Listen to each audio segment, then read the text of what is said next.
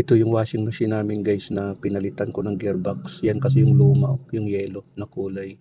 May problema na yan eh. Kaya nga advice na palitan ng bagong gearbox. Yan yung bagong gearbox guys sa washing machine. Kinabit na namin. Yan, okay na yan. Ready to use na yan. Yan yung ano niya oh, yung lagayan niya. Nakalagay washing machine gearbox nakalagay. Yan.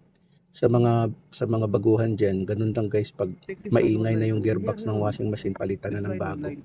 Tapos ngayon yung kasama ko, tinuruan ko kung paano kumuha ng ampere, kasi pinapaandar namin ang spin motor at saka yung wash motor.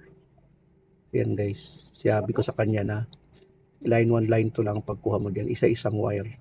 Ayan, nung tiningnan namin, nung pinaandar, ayan oh,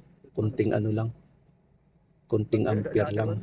So pag dalawa ang gagana, ayan 0.8 lang pag spin motor, pag dalawa 2.5 lang ang washing machine, ang wash motor at saka yung spin motor 2.5 lang. Pag isa lang 0.8 lang ang spin motor. So okay na yan guys. Pwede nang magamit. Ganun lang kasi pag mag-repair ng washing machine, 2.4 lang oh. Dalawa na ang gumana niyan, ang wash motor at saka yung spin motor sa dryer.